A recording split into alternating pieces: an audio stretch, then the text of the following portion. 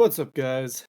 It's J-Dude, and today we are gonna do a video on how to set up Linux for retro gaming, because I think it's one of these things that, like, I've been getting more into like playing old games nowadays, because game companies now, like, the gaming industry is not at a good spot right now, and I feel like there is some things that are missed gaming nowadays, like the quality of games like we used to grow up with back in the day. Like I miss like real good RPGs, like RPGs with actual RPG mechanics, game mechanics and elements to them, such as like increasing your crits, increasing your strength, dexterity.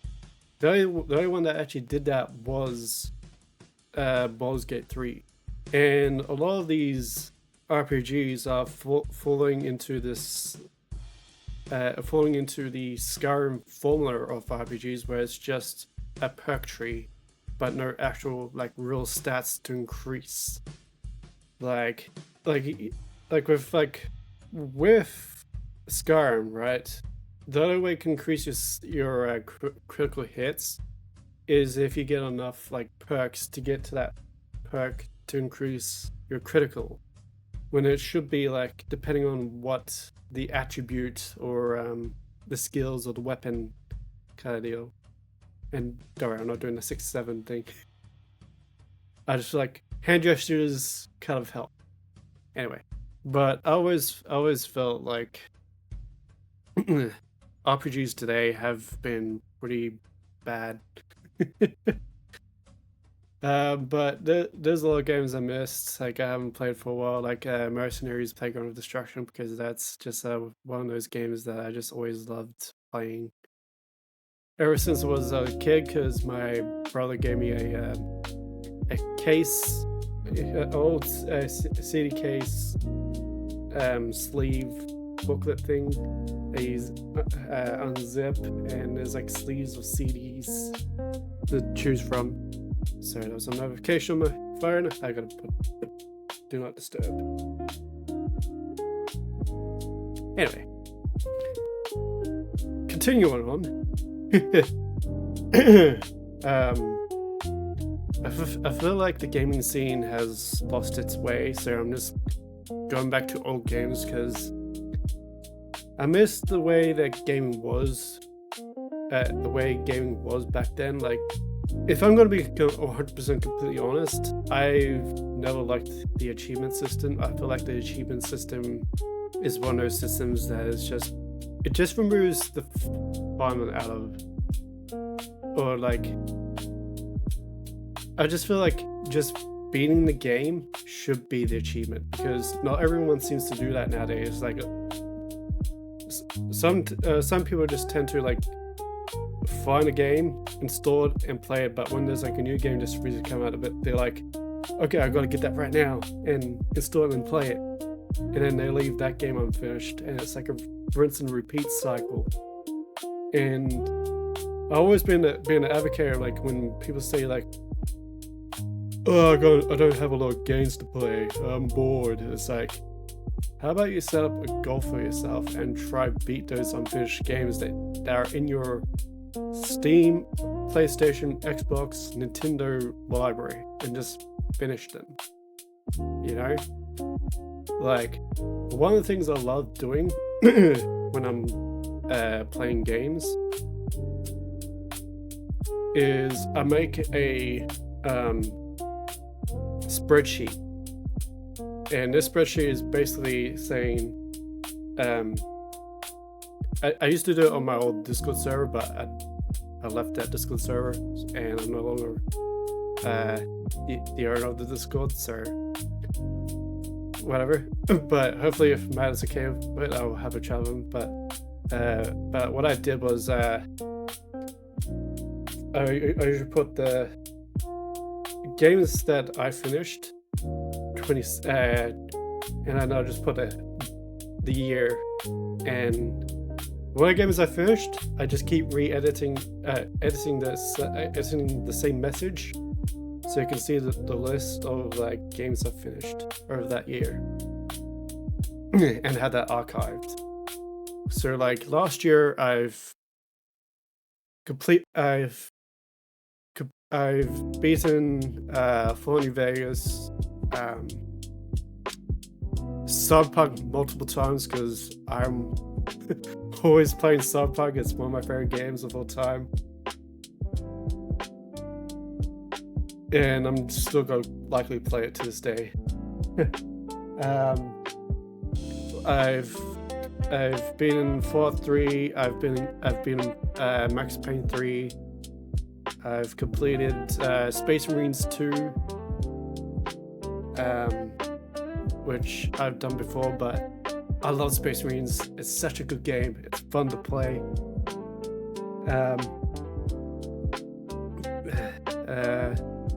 What other games did I finished?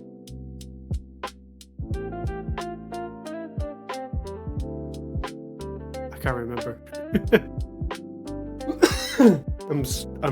I swear I'm starting to lose my memory nowadays. But yeah, that's what I did. I just made a list, and I just every time I beat a game, I just put it on a list. But I'm also planning on making a spreadsheet, so it's just like the name of the game. Is it finished? So I'll just put like a tick, and then the year or the date. So yeah, that's what I'm planning on doing. But continuing on the topic of the video, so the good thing of Linux is that you can basically turn your system to whatever you want. You can even turn your system into a console, man. Like the amount of possibilities with Linux is completely endless. It just ends up depending on what you want your system to be, and like I do have a retro gaming Raspberry Pi. I don't know where I've left that, but it's somewhere in this house. But my mother bought it for me, and technically I was still using Linux. I was using Linux because if you guys didn't know, Raspberry Pi is a Linux distribution, but it's not like a desktop kind of thing. You can if you wanted to, but it's not what that's used for. It's mainly for like small computers in a way, but it can do a lot of good things. But it had like thousands of games, and I think I was using RetroArch, I think. But yeah, but that's what I'm gonna show you, because you can actually do the exact same thing on Linux. So I'm going to introduce you guys to RetroArch. And RetroArch is basically a application that allows you to download emulators. So like you can download an emulator for the 3DS, Nintendo 3DS, the Game Boy, the Game Boy Advance, Super Nintendo Entertainment System, or aka the SNES. You can download PlayStation 1 games, but that's not the only tool. That's not the only tool you can use. You can use Lutris, for example. Lutris has access to those emulators, such as like the PS2 emulators and Xbox emulators as well.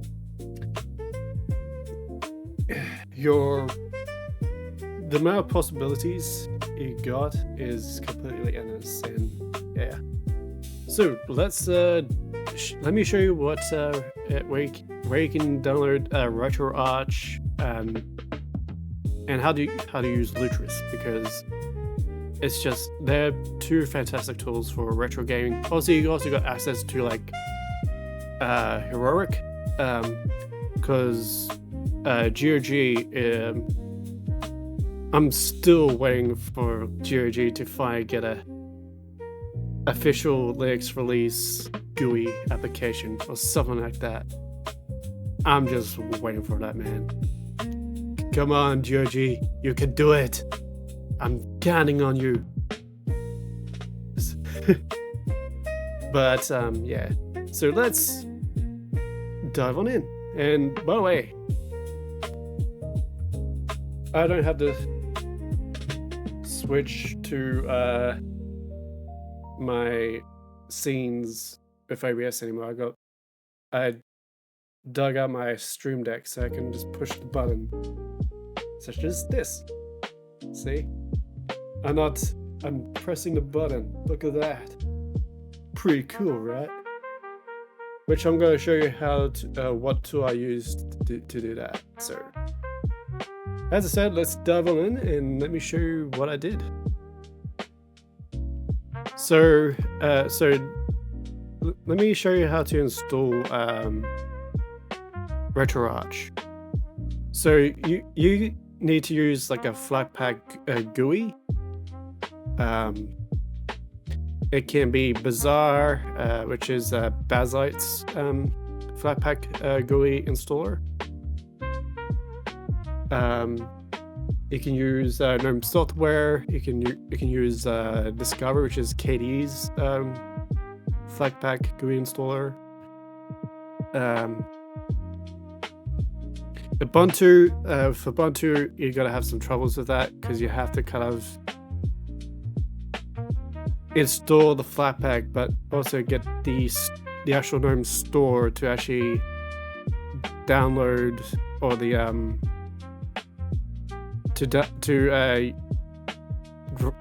to grab the repos of Flatpak. So there's a special little thing you have to do because Ubuntu kind of forces you into using snaps, which is, I'm not a fan of that. I rather that being like your choice. For some reason, Bazzite is not working. I had to kill Bazzite because for some reason it crashed. There you go. So, as I said, you go to your Flatpak GUI store. I don't know what the actual term of it. I just called the Flatpak GUI installer or store. But just type out RetroArch. There it is. And you just hit install and it will install it. And when you open it up, this is what you get. And it's a very I'm surprised not a lot of people talk about it. But as you can see, I got Nintendo 3DS, Nintendo Game Boy Advance, Nintendo SNES. But the way you get these things, right? These are called cores, so they're pretty much your emulators. So you click on core downloader, and you got access to a lot of like emulators, man. Like you can get the Commodore 64 emulator, even DOS.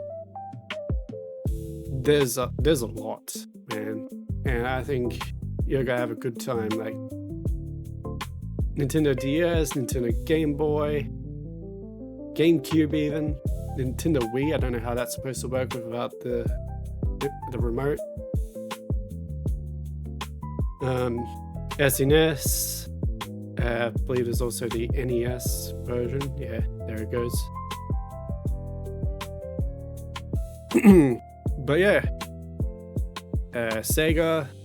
You just search. You can search up the actual name of the company that made the console. So you can go like Sony, for example. It brings up all the Sony emulators. The only thing I don't find works is the PlayStation 2 one, because I tried it and it didn't work. But other than that, shit, I just accidentally downloaded the PlayStation Portable one. Can I remove that? I don't know how to, but for example, I'll grab the Nintendo SNES. I go to my mount drive, go to Ligma, and where is it? SNES, Secret of Mana, and boom.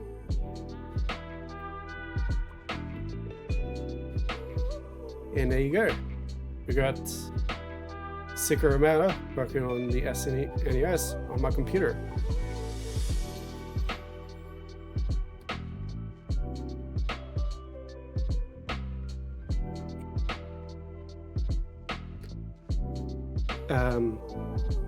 But just to be clear here, it's totally fun to emulate stuff because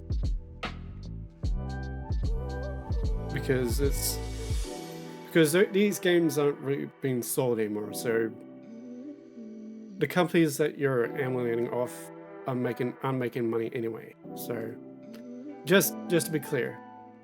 And just also be clear is that I don't condone piracy. I don't condone piracy, so I don't talk about it in my comments on Discord. I just want to emphasize this as to the best of my ability. I don't emphasize this. So, yeah. Anyway. That is RetroArch. There's another tool you can use is Lutris. Now Lutris is an application that allows you to run other games that just do not work with sometimes just doesn't work. Like for example, because there are some games that requires like specific launchers, so. For example, if you want the Blizzard one, I think that's called Battle.net, right?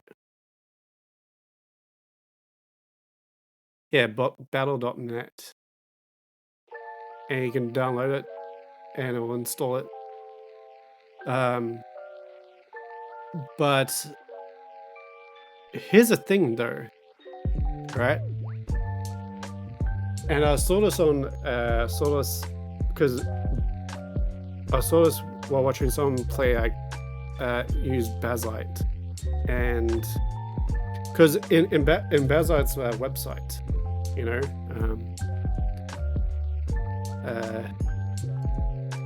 let me just get to the website.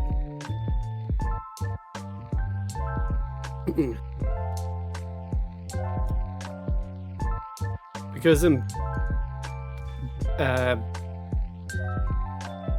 Bazzite's website, right, is if you scroll down, it should be somewhere.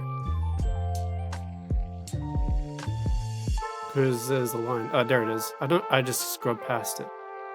So it goes, own games outside Steam, Lutris pre-installed, and other launches. It can not only run games from most game stores, but cleanly integrate them into Steam gaming mode, including Xbox Game Pass, Battle.net, EA app, Epic Game Store, GOG.com, itch.io, Rockstar Games Launcher, Ubisoft Connect, even your dad's old CDs and more. And I was watching this dude, I forgot who it was. So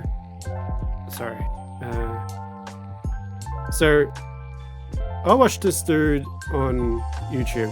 His name is Control Alt Reese. I'll put his channel down below just to shout him out because this is a and I'll link the video in the description as well. Just give you an idea like how amazing Lutris can be, and just seeing him like just giving it a shot and putting like actual CDs into his computer and like having like actual physical media and actually still playing them on Linux using Lutris. And In this video, he does it with Deus Ex. I believe he's also done it with Theme Hostel, but I think Theme Hostel didn't work too well. But it's quite incredible what you can do with Linux, and because with Linux you can play a lot of like old games, and it should just work just fine. For example, if I go to my Steam, just give it a moment because Steam usually takes its time to just boot up. But by the way, how you guys going? I hope you guys are having a great day, and I'm definitely having a great day. I had 2 cups of coffee in me, and pretty good. Yeah, I got a call from my girlfriend today, which was awesome. Made my day. So yeah. Sorry. Jesus Christ, David, you took such a long time to start up. You're fired. Anyway. One of the games that never used to work when I was on Windows. And yes, I will take every opportunity to talk shit to Windows because Windows has pissed me off for the longest time. So, one of the games that never actually worked well on Windows 10 was Deus Ex Invisible War. Well, to be honest, fair enough, it's not like the most popular Deus Ex game in the series, but I just remember like playing it as a kid. But I remember playing it. I remember playing the demo as a kid, and I loved the demo because I loved throwing the dead bodies around. And as a kid, I found that very entertaining. I don't know why, but that simple thing made me like really love the game. But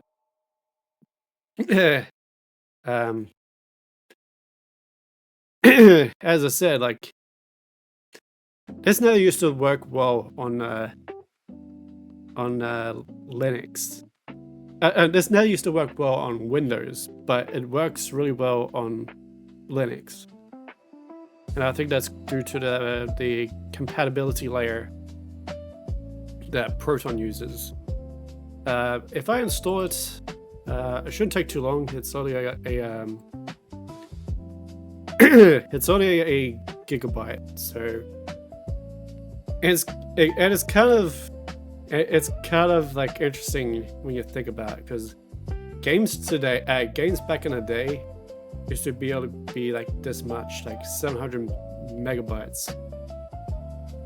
And I remember growing up with like floppy disks, and with floppy disks back then you actually had to install multiple floppy disks just to install the game and play the game. Now we got, and then after floppy disks, we also got CDs, and CDs actually made a huge impact for physical media. And as the years gone past, we around 2006 we got the PlayStation 3, which introduced Blu-rays. So now we got Blu-ray discs. I believe Microsoft also tried doing something like that for Xbox, but it didn't work too well. I forgot the name of it. Back in the day, you used to have like these red cases. I don't know what the I can't remember what they're called, but it wasn't as popular, and it just got canned basically. As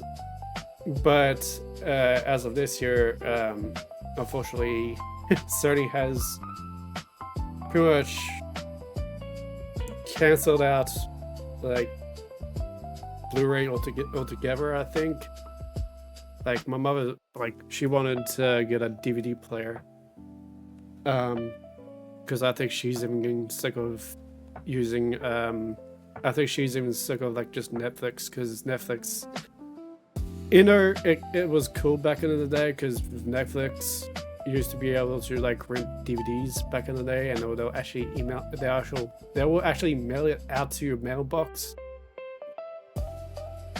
and that was cool. I really loved that idea. I wish that idea stuck around.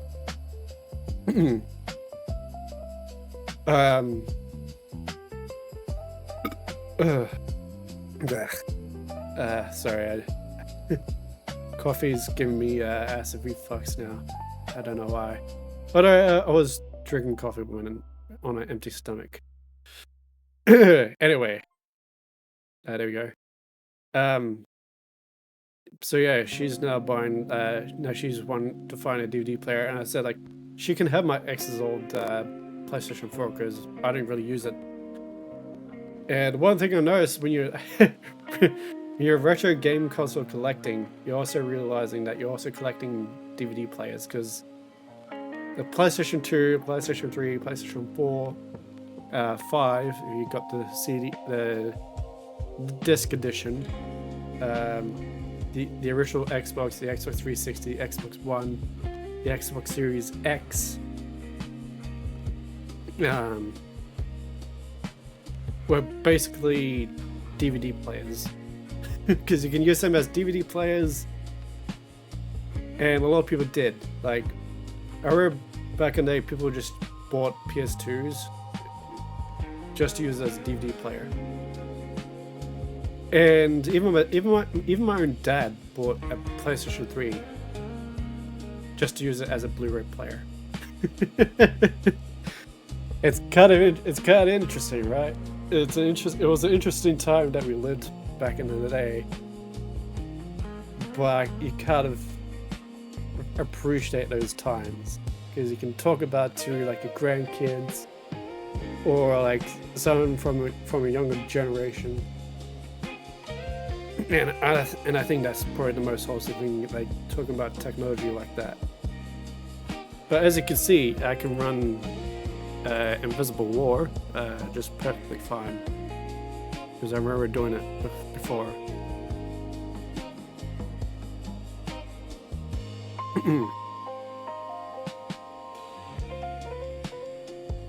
I just gotta give it a moment because apparently it's installing game specific fixes.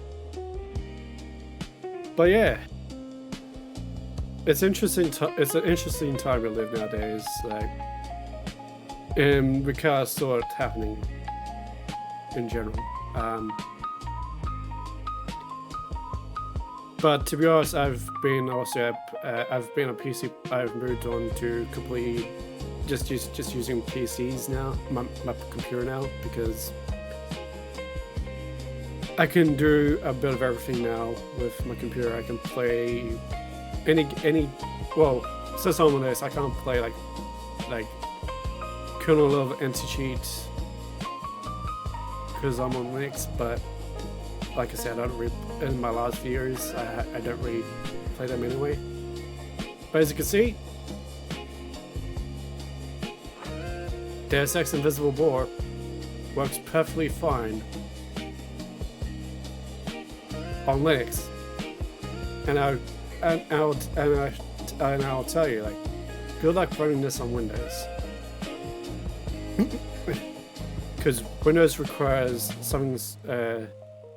Windows requires a little bit of fuck around just to get it running.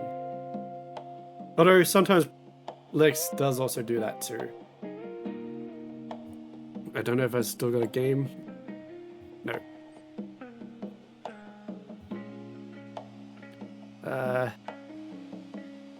Go with this portrait.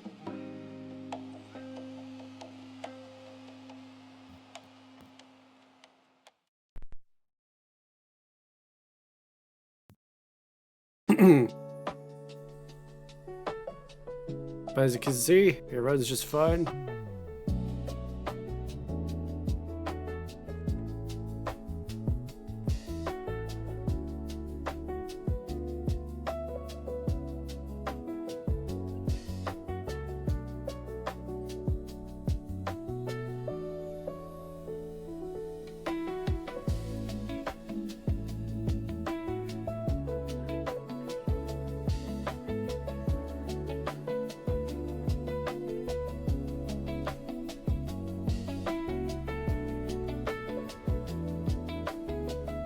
But yeah, this is Deus Ex. Like, you can pick up every object. I think this is a bowl.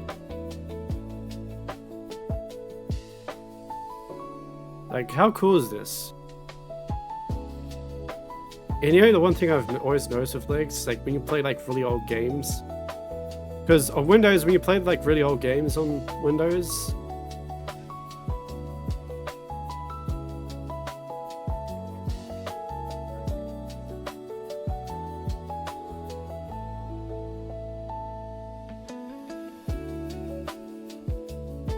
it's one of those things I've always noticed about Windows is that when you play like a lot of old games,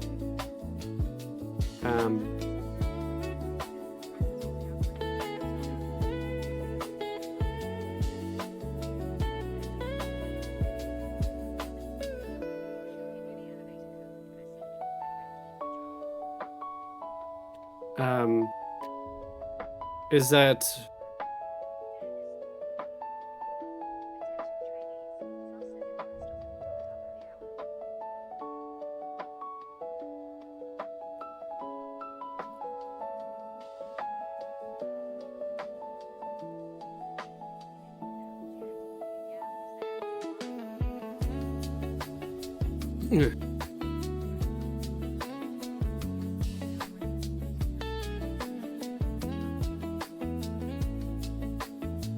but yeah, sorry, I'm getting distracted.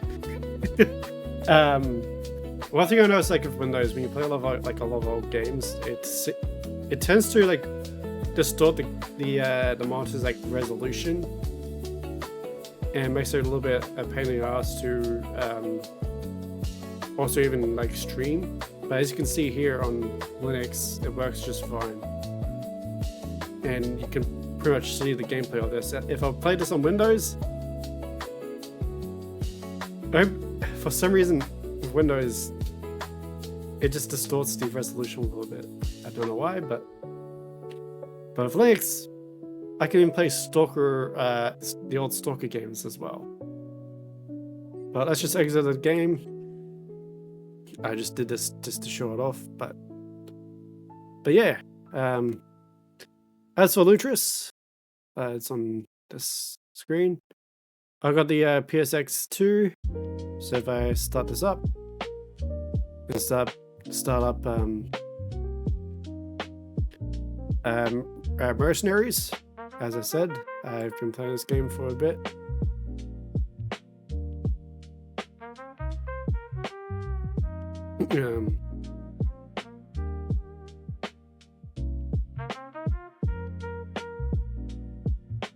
Let's go full screen.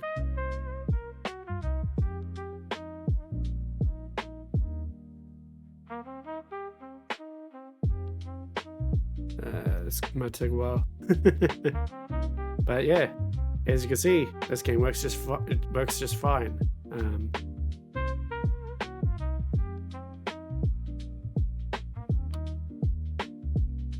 Oh yeah, by the way, Space actually pauses the emulator, by the way.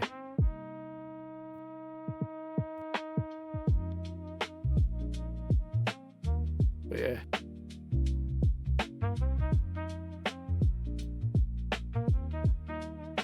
But anyway, and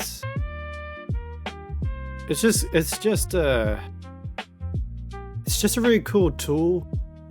These are really cool tools that I really like, and I'm surprised people are still not talking about them, because these AAA companies don't really give a shit about you. Let's be honest. Like, their aim is for you to rent shit and for you to not own it, and it'll be just gone just like that. But one of the companies I do appreciate, which I don't know if you can do it on Linux, but CD Projekt Red. They have been quite awesome with this, by the way. So CD Projekt Red, they've made a way for you to actually play Cyberpunk. I don't know if it works also with Witcher, but with Witcher 3, but somehow they managed to make it work make the game work without Steam. So you can just so if you go to the game's files in if you go to the game's files and just click on the executable, it'll just start the game without Steam in the background. And that's what I used to do back in the day to get that performance boost, because I feel like Steam's like overlay when you play the game while it's in the background. I feel like that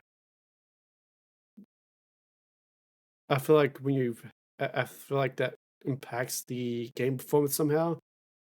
I don't know if that's a true thing, but feel free to correct me in the comments. I'm fully open with this.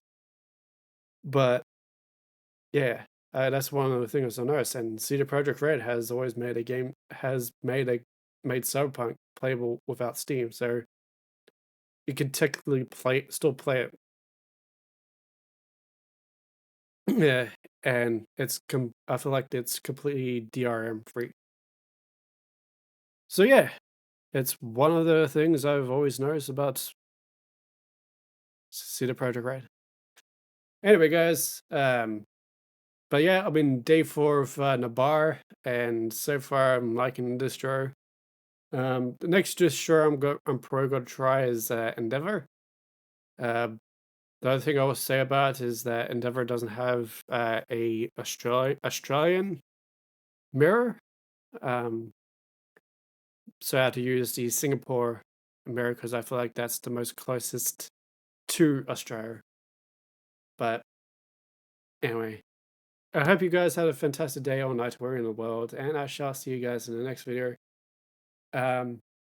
Please give this video a like and a share, and share it with your friends. Share it everywhere. You got my full blessing.